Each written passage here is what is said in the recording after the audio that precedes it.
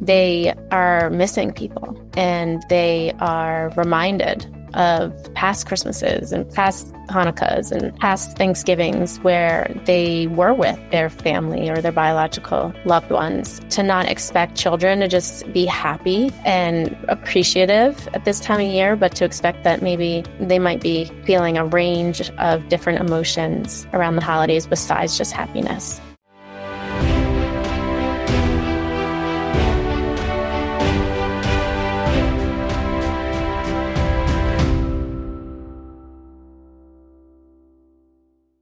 Welcome to Now What podcast with Yogi Patel. Today I'm joined by Beth Tyson, a psychotherapist and a trauma specialist whose impactful work with children and families shines a light on trauma-informed care and resilience. We'll be discussing her insights on supporting children through loss and separation and inspiration behind her book, A Grand Family for Sullivan. Thank you for joining me today, Beth. Thank you so much for having me here today. It's an honor to be with you and your listeners and watchers. A little bit about me. Yes, the last thing I heard you say was about A Grand Family for Sullivan, which I was inspired to write based off of the work I was doing in homes with foster, kinship, and adoptive families. And what I found was that while doing therapy with those families and children who had experienced enormous amounts of trauma and loss, there was no children's book for children being raised by their grandparents or other kin. I always wanted to bring a book to those families to help the children see themselves. And I always thought if I just had, like you said earlier, one person who feels less alone in their situation from reading my children's book, then that's all I need, right? In 2019, I published A Grand Family for Sullivan. It's a therapeutic resource for social workers and therapists and grandparents and relatives who are raising children because the child's biological parent is unable to for some reason. And that spiraled my career from being a therapist into more of a public role where I now am an advocate and a workshop facilitator, keynote speaker on trauma-informed care for various different populations, including foster care and kinship care, but also including other topics such as birth trauma, supervised visits, justice-oriented systems. And so that I kind of span the gamut of all different areas, healthcare, where are all the places and systems that children need trauma-informed care and how can we get that to them? And so that's my main goal now with my current business. But what brought me into this work was, some of my own trauma, realizing through my healing process that I really wanted to be able to give back to the world what had been given to me in my healing journey. So I guess I was about 30 years old when I went back to graduate school for clinical counseling and got my degree and started working with children and families as an in-home counselor. And that really brought me sort of to where I am today. Yeah, my upbringing was not traditional in a lot of ways. Grew up in a divorced family from the time I was 2 and had to sort of transition back and forth between homes and locations and long distances. And that sort of environment was difficult to manage, but I really did have that resiliency. Like it didn't sort of impact me then. It was as I got older, looking back and like all the anxiety and all the trauma symptoms started coming up, that I was like, oh, wait a minute, what's happening here? And I didn't even realize, that it might have been from my past at that time, but I had to kind of connect all the dots. And then, unfortunately, my mom died suddenly when I was 26. That was like the major turning point in my life to say, I need to find my purpose and my meaning. This is the type of work I wanted to do with that. Beth, thank you for sharing your journey that led you to becoming an advocate for other children. Mm-hmm. Often we grow up in a situation or community, we don't even know as children that this will affect us in one way or the other. We hear now a lot about trauma. I'm in my, late 50s. In the last 10, 15 years, I'm hearing a lot more about ACEs and, adverse effect of early childhood trauma. What is trauma? And how what are some of the symptoms that we might see? Because I know that they vary from person to person. Yes, and that's the most important thing. Trauma is subjective, which means that two people can experience the same exact thing, and one person might have trauma responses from it, and another person might not, or only have some trauma symptoms from it. It's on a spectrum as well. If you experience something overwhelming, you might have a couple of symptoms on one end of their spectrum, or you might have full-blown PTSD on the other end of the spectrum, just depending on your genetic makeup, your level of support around you, your support system. Previous trauma from the past can also affect that. And just like your intrinsic sense of like strength and able to overcome things that we're all kind of innately born with.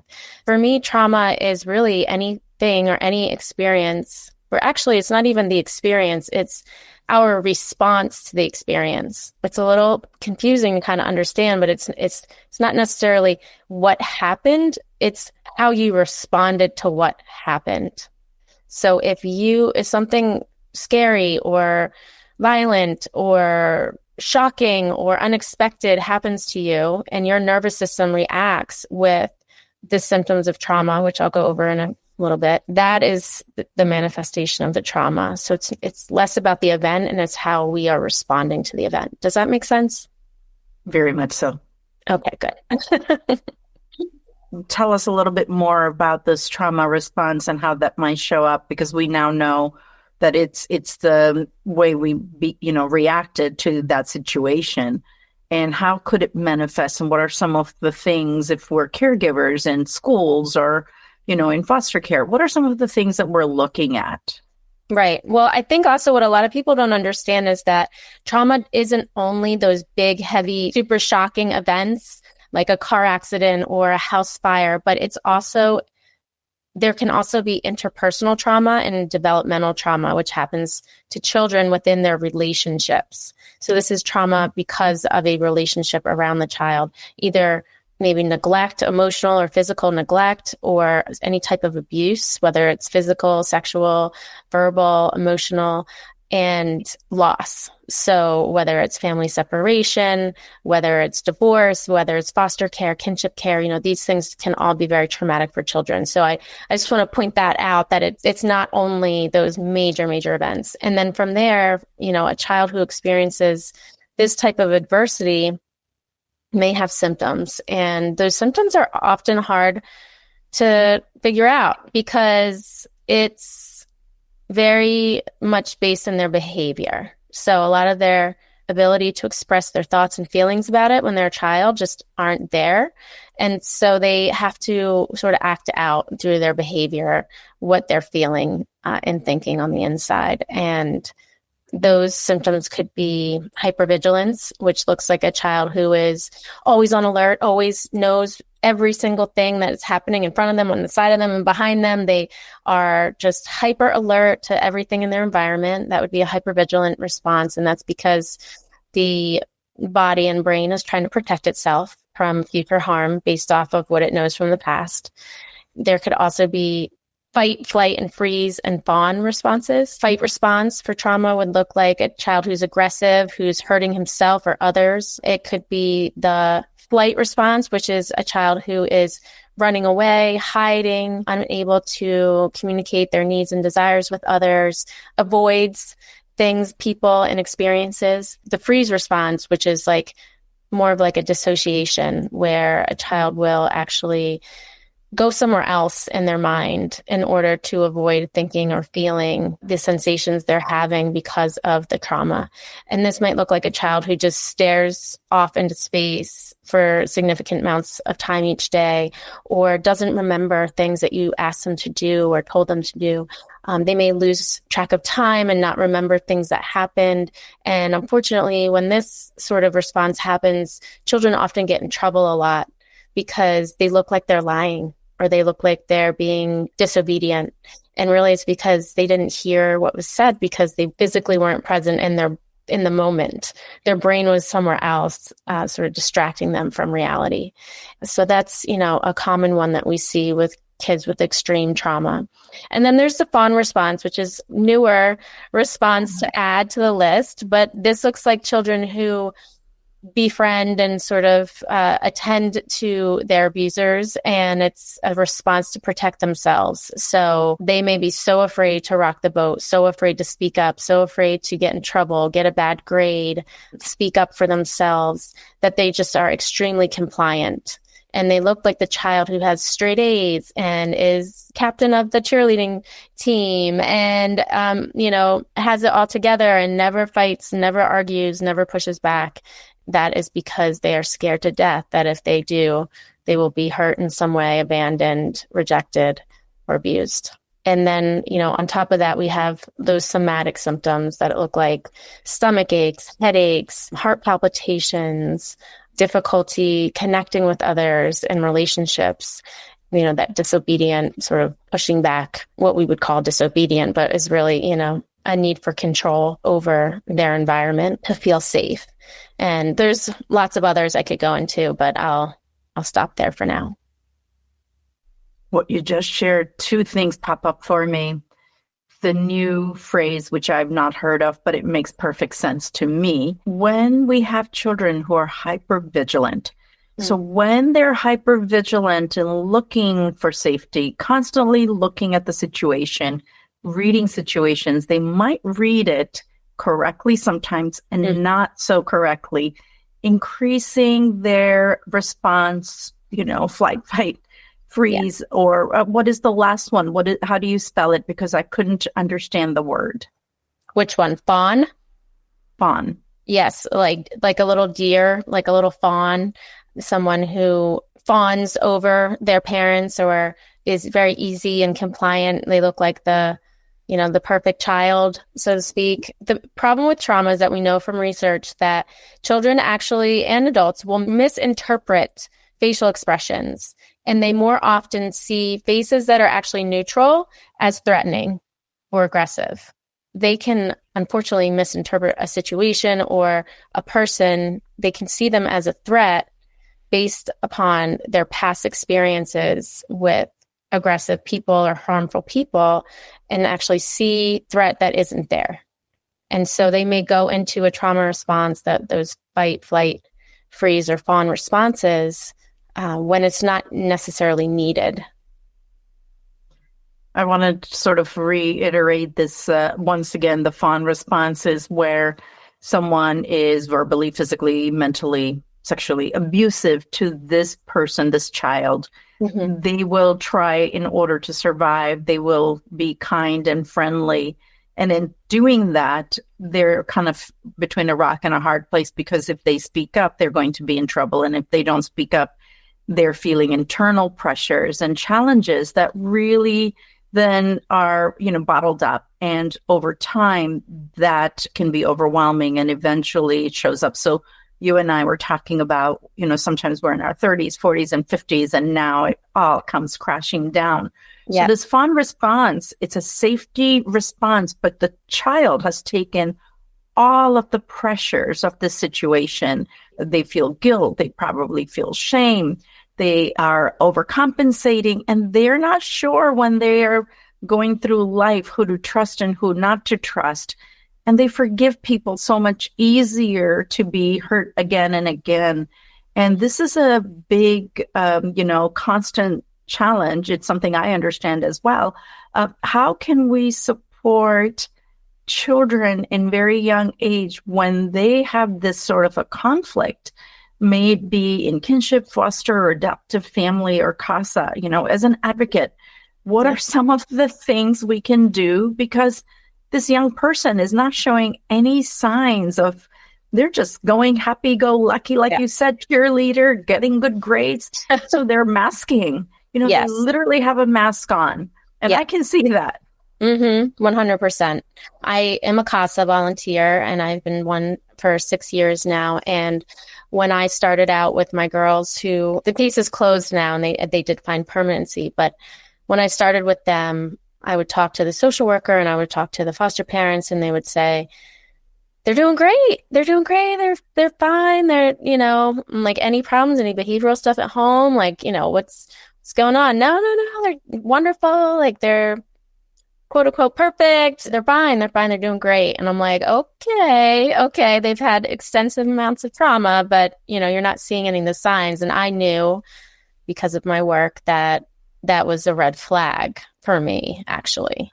So when you know that a child has a history of serious trauma, whether they're in foster care or kinship care, or were adopted, that in and of itself is a trauma, right? To be removed from your family, to be removed from your biological people, that in and of itself is a trauma.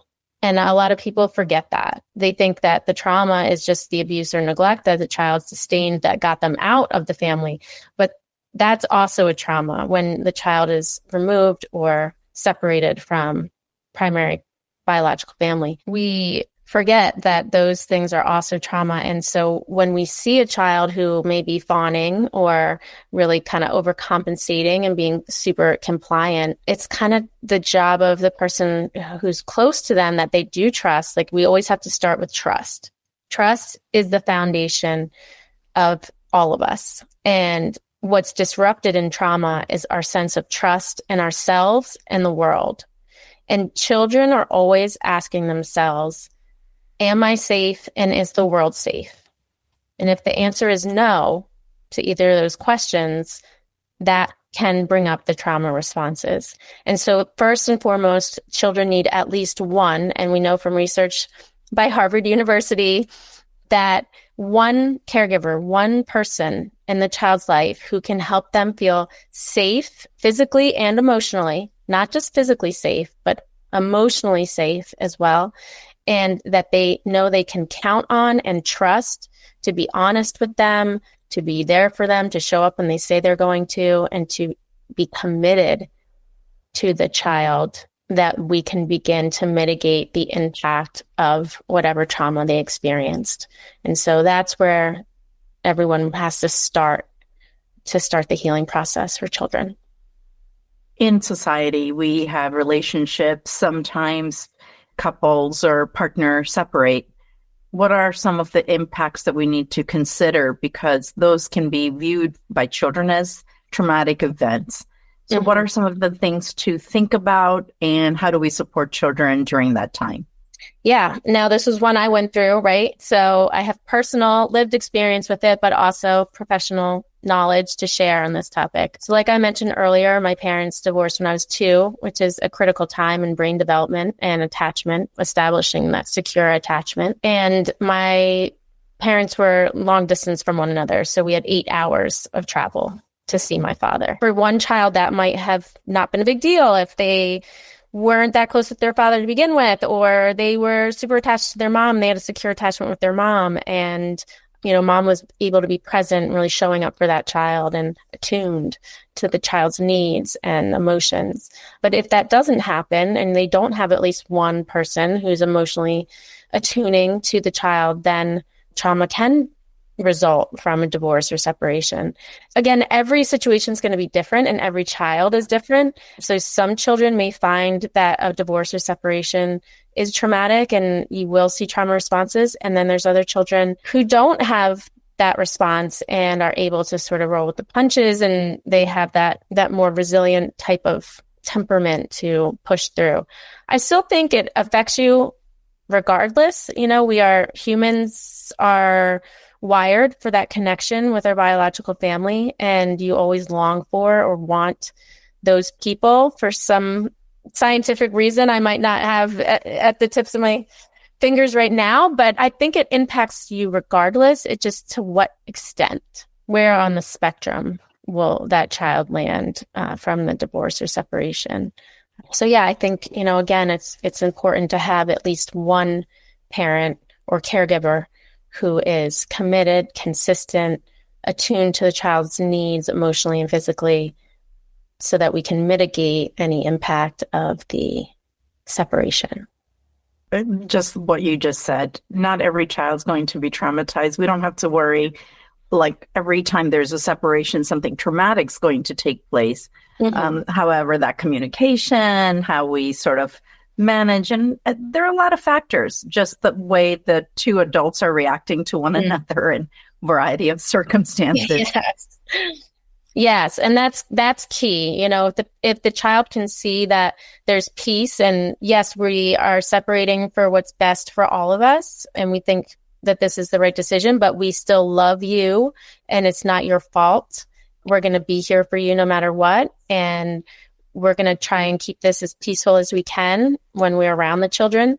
That is a totally different type of divorce than a child who is witnessing the parents argue and bicker and name call each other and try and jockey the kids around as like game pieces of like who's winning by getting the child's attention. And so all of that makes for a more likely traumatic experience for a child versus a more conscious sort of separation where the parents are really focused on the well-being of the child and are able to have a respectful relationship with one another. That might not be traumatic for a child. So we're talking about trauma, which is so complicated. It's not something you can see. Everyone experiences it in a unique way. Mm-hmm. What are some of the things we need to consider in schools so we are keeping that emotional and physical safety of our children where they feel safe so it doesn't give these traumatic responses for children?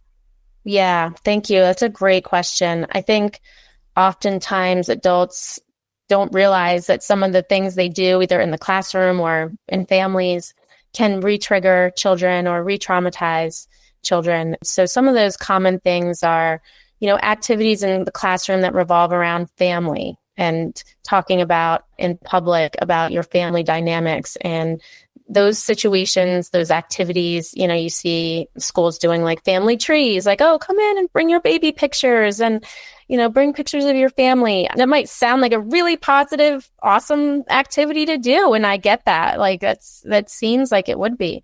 But with the rate of different families that we have in today's world and the different family constellations that we have, there's bound to be one child in that classroom who's being raised by an aunt, an uncle, a cousin, a grandparent, or is in foster care, or their parents just got divorced and they don't want to talk about it, or, and so it's really best to try and focus on like, who are the people in general, so instead of focusing on family per se, it can help to speak to like, who are your people? Who do you feel are the most important people in your world? And let them talk about that instead. So those sort of family focused things can commonly be retriggering. On a daily basis, it can be anything that's coming into the child's five senses that remind them of a traumatic event. So, for example, say the child was in a car accident and part of their traumatic memory is remembering the sound of the sirens, the ambulance sirens coming, and they connected the sound of the sirens with the car crash. And child is sitting there in their classroom at any age, it could be, and outside goes by a siren, and suddenly the child is sort of brought into that memory and feelings of that memory. They might not have a visual memory of it. They might not even have any visual sensations, but it could be an emotional trigger, which a lot of people don't understand, that we can have emotional reactions that don't involve flashbacks or images, but just we come up with the same feeling in our body that's flashing back. And so that child may start acting out or suddenly refusing to do his math test or throwing a pencil at his neighbor, or, there could be lots of sort of aggressive reactions if he's in a fight response. If it's a freeze response, it would be, just shutting down, refusing to speak, maybe running and hiding under the desk or running out of the classroom, eloping, trying to get away from the noise. It could look like the freeze response where they are just staring off into space. They're quiet. You can't really get their attention. You're like, or they're staring like straight through you, even though they're looking at you, but you can just tell that they're not there. That's kind of what a freeze response would look like. So yeah, there's lots of common ways. It could be a smell. It could be a sound. It could be something that's being served for lunch that reminds them of the meal their mom used to make them, and their mom died, 6 months ago. It could be even a touch. So say a child experienced abuse and the person who abused them always put their hand on their shoulder. If a teacher comes up behind the child and puts their hand on this child's shoulder, they could immediately go into a trauma response and either try to fight, run, or kind of go into that catatonic, like dissociative state. So that's why it's really important to be aware, because otherwise the child ends up punished for their behavior, which only is adding trauma onto the pre-existing trauma. This strikes a big response for me in my emotional state, only because as teachers, we do have education. We learn a lot about child development and other things. However, we don't know more about it. And therefore, I have these podcasts and videos which can bring awareness to others. But in the classrooms, you're managing so many different tasks and children. And often, if you don't know the history of a child, and I know in early childhood, Department of Social Services, they have this one pager that says, tell us about your child, eating habits and variety of things. And I do see a space, as advocates for children, I do see a space where we, schools or institutions, creating a way to get to know this young person who's coming into our environment and making the time to understand their history.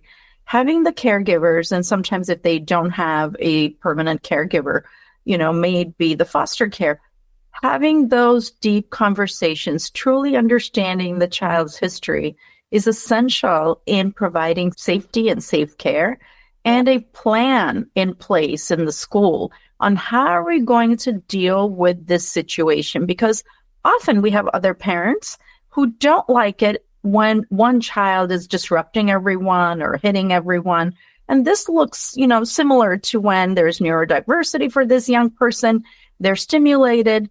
And I think as a world, we are at the crossroads, and I hope for better, where we're going to be more empathetic to all the children in our classroom and have more education. Sorry, I had to get onto this topic because I've seen this as a gap where teachers, of course, want to support these children, yes, but not having the information. And some of that is, I'm sure, like a confidentiality issue, but even if it could just be like a checkbox, this child has a history of trauma. You have the option to check it or not. You don't have to check it. You can if you want, but even that would be a little bit of information without giving any details that the child may need to have a different approach, because the way we care for children with trauma and the way we traditionally care for children are very different. And so, for example, I had a situation with my own daughter yesterday where I was trying to decide, like, do I give a consequence for this or do I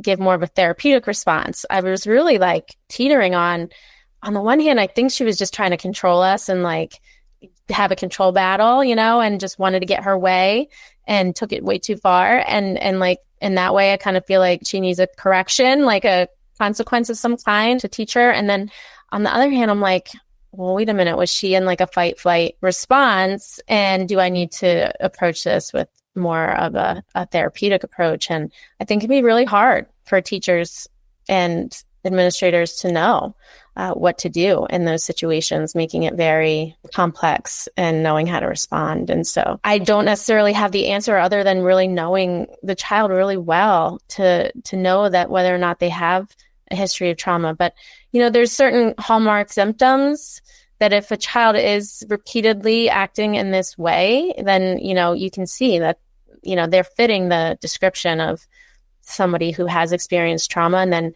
you would want to assume that they probably do, because sometimes the caregivers don't even know, or they don't understand the definition of trauma either, or like they don't see what happened to the child as a trauma. I can't tell you how many times I've heard from well-meaning, amazing caregivers who will say, oh, no, she doesn't have any trauma. She was adopted at birth. And I'm like, that is an enormous trauma. But some people don't see that as a trauma. They think it's only the abuse and neglect, and they don't see the loss as a trauma. But loss is another type of trauma. Indeed. I think anytime there is that secure attachment or insecure attachment, we sometimes see this manifest in learning challenges or, We are very quick to label it as attention deficit disorder, or there might be some spectrum of autism, or whatever.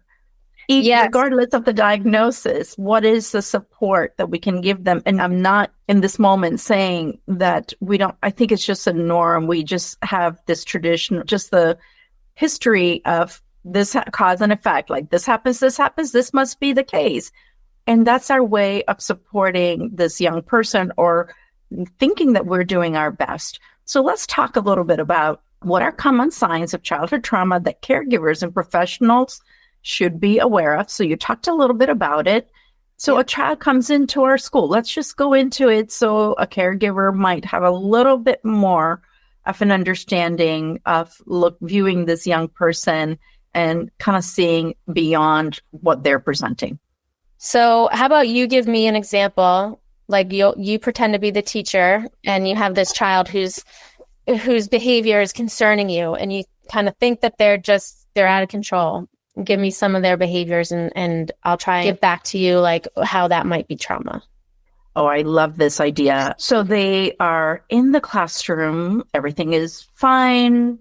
They had some time transitioning into the classroom. They showed some signs of ups and downs. They tried to open the door and run out the door.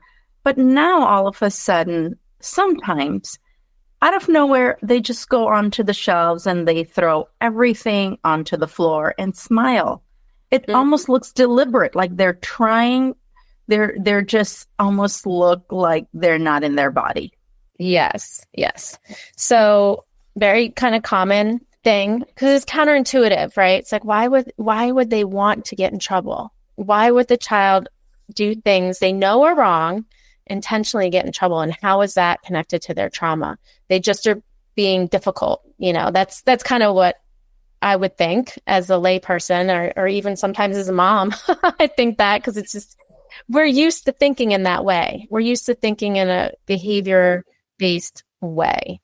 But here's the thing. Children who have experienced trauma are used to chaos a lot of times. They've come from homes that are very turbulent. There's maybe a lot of fighting, screaming. There may be a lot of noise, messiness, arguing, fighting, physical things, all kinds of chaos. And when they come into a very structured, peaceful, organized, loving environment, that feels terrifying because they're not used to that. It's not what they know. It's not what they've adjusted to. They will unconsciously seek out to recreate the environment they are used to. Because even though it's chaos, whatever our brain knows feels safe. All we've known is chaos. That feels comfortable to us. We've gotten used to it, in a way. And we will try to recreate that in other relationships and in other environments. So the child who comes in and first of all, transitions, you mentioned. Transitions are incredibly difficult for children with trauma because it feels like a loss to them. They have to leave one thing to go to the next. And so transitions are often a very difficult time. And that can be because of traumatic loss that the situation activates in them. But then they come in and finally they do get adjusted and, everything seems okay. But a few more minutes later, they are shoving all the books off and smiling at you. That's because they actually could be feeling very unsafe in such a loving, calm environment. And so creating chaos and getting in trouble and getting yelled at and being shamed or feeling like there's lots of stimulation around them can actually feel very familiar to the child, which feels safer than the calm and peace. Does that make sense? Absolutely. And also you get attention, negative or positive. Someone is noticing you. And yeah. I definitely hear the norm, whatever has been the norm for this person. They seek that from their environment to seek safety. It's their safe behavior. So now we have this young person who's throwing the materials. Often we tend to say, let's call the parent and say, this just can't happen. Something's wrong. In that moment, we just want to love this person and we try to teach them a lesson. Like, this is not what we do. Come, let's have a hug. And they really dig their heels in and they're going to fight you in that moment. What are some of the way we can respect this person for what they're going through? Of course, Yep. we want to make sure that the other students are safe and not getting injured, because sometimes the tables are turning, chairs are Yep. flipping. Please don't get alarmed. This doesn't happen all the time, but this happens in our classrooms Yeah. from time to time. And, it's not just about safety of other children, but this young person who's really, really feeling some deep emotions. 2 or 3 things that a teacher can do to support this young person. Yeah, absolutely. So when we see that behavior, we know it's stemming from a lack of feeling safe, right? Even though they're in a safe environment and they're in a safe environment, the child isn't feeling either physically or emotionally safe for some reason. So any way we can increase their sense of feeling safe and sort of contained and grounded, and that is going to be through the relationship that you have developed with this child. And it takes effort and time, which often teachers don't have. And it's a real flaw in our system that isn't under our control. But it would be the process of trying to co-regulate with the child. And what that means is bringing your calm nervous system in proximity with the child's dysregulated nervous system to try and help teach the child how to regulate their emotions based on your calm presence. And that doesn't mean we're going to be calm all the time. We actually need to become a little dysregulated ourselves as adults so that we can truly resonate and feel what the child is feeling. But then once we do, we need to bring ourselves back to equilibrium if possible and try and help to soothe that child, whether it's getting down on their level and speaking softly, not using too many words, and escorting them to a different location so they don't hurt anyone else or so that they don't feel embarrassed or shamed by their behavior. Some practical things to do in a classroom is to keep pillows around, and at home too. If a child is escalating, or if a child has a history of getting aggressive, keeping some pillows in every room of the house so that if they do start to have a really strong fight response, that you can either protect them with the pillow from hurting themselves, or you can protect yourself from being harmed. And, we see a lot about having spaces for children in classrooms that they can kind of go and calm down. But I think it's important to not isolate the child and to make sure those spaces are not actually punishments, separating the child from human connection, because that's what they don't need. But at the same time, you want to respect their boundaries, because some children might not receive affection or touch in the way that we would want to offer to them. But you're offering to be there, but you don't have to necessarily be touching them or asking them, is it okay if I come close to you?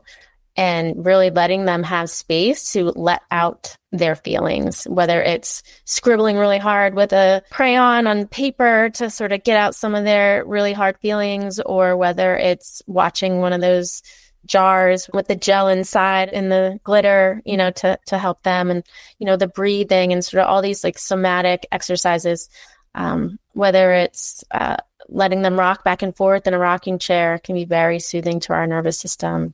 Doing butterfly taps to help them get some bilateral stimulation, which sends signals of safety to the nervous system. So there's lots of things that children can do with their body that will send signals of safety to their nervous system, which will de-escalate the behaviors. So Dr. Jane Nelson in Positive Discipline talks about this positive timeout, and we often see timeout as a place where you have to go to think about things, versus in sports we always say, hey, we're going to take a timeout, but the timeouts are more to take time in. So what you just mentioned just resonates with me, is to have these areas where we go and regulate, and it's with a respectful situation where they're not isolated, but it is a space where they can go and come out easily. It's not like you have to stay there until, Right. And having all these beautiful objects that, and then they can choose those objects on their own, or the whole classroom can choose those and place them there. So you have lots of amazing, as an advocate, you create webinars for navigating trauma. And what is one of your takeaways, or one thing that you can share for our listeners who work with children? So I actually established or created a model called the CARES model, and it's 5 steps, CARES. And I would love to share that with your audience, maybe with a link in the show notes. But basically, it walks folks through, steps to de-escalate a child and co-regulate with the child when they are in a moment of distress. And it starts with that very first C, which is consent, making sure you have permission to be in the child's space, because that can in and of itself be triggering and upsetting for a child who has a history of abuse. And then it moves on to, accepting their feelings. So often children are told, stop crying. What are you crying for? You're being a baby. We just want it to stop, right? We want the crying to stop or the whining or whatever it is, because we are so activated by it. And we may be activated by it because nobody let us express ourselves when we were little. If we could give them the gift of just the space to express themselves by accepting whatever it is they're feeling right then and there, even if we think it's ridiculous, right? It's because sometimes it feels that way as an adult. You're like, oh my God, you loved corn yesterday and now I gave you corn and you threw it across the room and you're screaming at me like a lunatic. It can be very exasperating as an adult, but it's always the behavior has meaning, and it's tied to something. It could be tied to something that a need for control because of a lack of control in the child's life. So there's that accepting and giving space for them just to express, whether it's with crying, whining, whether it's with coloring, whether it's with punching a pillow or, rocking back and forth, whatever they need to do, and just accepting that. And then it moves down to reflecting in what they are doing with the R. So reflecting on I can see you're really upset right now, or I can see you're really angry right now. I can tell because your fists are clenched and you're throwing things, and I can see you're really angry right now. And it's not like you have to really be meaning it, you can't just be going through the motions and just saying the right things, because children feel that. So your authenticity really has to be there. Your curiosity really needs to be there. And then it's empathizing with the child and saying, yeah, I'd be upset too if I were you. Maybe you wouldn't be upset if you were an adult, but say if I was a kid, I'd be upset too. And if they're starting to de-escalate after those steps, then it's sharing something small about something you went through and being a little bit vulnerable with the child. So saying, when I was in kindergarten, I did XYZ too, or I felt afraid of whatever, or I got angry about this and it didn't feel good. And, I'm wondering if we can find a way to do it differently next time, so it's being a little vulnerable, because oftentimes children see us as perfect, even if we know we're not perfect. To them, we seem like we know everything and we're perfect. And so when we can show them they're not alone in some of their mistakes, and then offering to repair that relationship. So, hey, let's hit the reset button. Let's start over. We don't have to stay in this if you want. Let's hit the reset button. I don't like how I responded. I can tell that it doesn't feel good to throw things at your classmate. I know that doesn't feel good. Let's hit the reset button. Let's start over. Let's see if we can try again. And giving them a way out so that they're not feeling that immense shame that they're often feeling that only perpetuates the negative behavior. Those are my favorite things. And happy to share a little image of that with your audience if they're interested. Thank you, Beth. That would be wonderful. Thank you also for talking about some vulnerable pieces in your life and how that led you to this advocacy and all the work that you're doing to support children, and especially more awareness about trauma-informed care. As holidays are approaching, some of, one or two things we really need to be mindful of in care setting. If you can take us through that, that would be absolutely wonderful. Yes, so important. Such a stressful time for everyone. Number one, expect that all children are probably going to be a little more challenging this time of year, around the holidays than the rest of the year. That's kind of normal for lots of children to start acting up or to start being overwhelmed by all the stimulation, all the things, all the activities, all the new people coming and going, the anticipation of the presents or the gatherings or the food or whatever it is, we're all sort of like, the kids are like, ooh, like bursting at the seams a lot of times. It's just like too much. So with all children, we need to give them a little more grace this time of year and lower our expectations for their behavior, that they may not be able to hold it together at Thanksgiving dinner. Or, I think as parents, we try to, and caregivers and even teachers, like we want this Norman Rockwell picture of the holidays in our head. And we have all these, maybe we have happy memories from our past that we want to recreate. And of course, when those memories left out all the times that little Susie threw up all over the dinner table and dad was screaming at grandma because she burnt the turkey. And, we forget about, our memories have a way of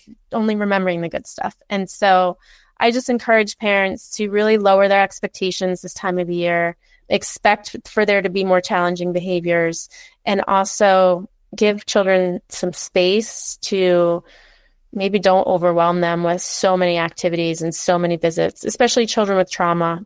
Since we're on that topic, we expect them to feel excited about the holidays or grateful. And a lot of children in care, they don't feel grateful. They don't feel excited about Christmas or Thanksgiving or Hanukkah or any of the other traditional holidays that come up this time of year, because they are missing people and they are reminded of past Christmases and past Hanukkahs and past Thanksgivings where they were with their family or their biological loved ones. And to not expect children to just be happy and appreciative at this time of year, but to expect that maybe they might be feeling a range of different emotions around the holidays besides just happiness can really go a long way. And acknowledging that for them, like, hey, I know that this time of year might be tough. You might be thinking about your mom a lot this time of year, because there's so many reminders, right? There's Christmas songs, there's smells in the kitchen, there's people that remind you of so-and-so, there's just so many. Some movies and TV. I mean, there's just so many things that can set some traumatic memories off this time of year. So just be gentle with them. Thank you, Beth. And I think I want to say to the listeners, if you are a caregiver, if you're a volunteer, if you are a teacher, there are so many things, you're doing so well and you're doing so many things. And hopefully this conversation has helped you a little bit. We can't fix everyone. We can't fix everything, but just a little bit of awareness hopefully can help us navigate in our classroom. And the cares that you mentioned, Beth, I noticed that we, the adults, can also practice that for ourselves, because if we're the ones who are working with population who might have trauma or a variety of other situations, we're in it because we want to support others and we forget to take care of ourselves. So during the holidays or during the year, as we care for other children, or, taking care of ourselves is also very, very, very important, which but I just wanted to remind you. Yeah, so important. And I'm so grateful to the teachers and all that they have to handle. I hope nothing I said came across like faulting anybody, because I make these mistakes in my own family. And I just want you to know, like, you're doing the best you can. One of my big mottos is, when I know better, I try to do better. And that's just something I live by. And that's what best we can do, is keep educating ourselves, taking care of ourselves, finding our ways to express our own emotions. One of my favorite ways to do that is with journaling. I find really helpful. And making sure there's time for you to think about yourself and your own stuff. Beth, thank you for your conversation. And I am going to take you up on another podcast where you talk about all the ways that children can find support in a classroom, because as teachers, this is the biggest question that comes up. Yeah. Thank you again for being here. Lots of stuff I could share, so I'd be happy to. Thank you. Thanks for having me.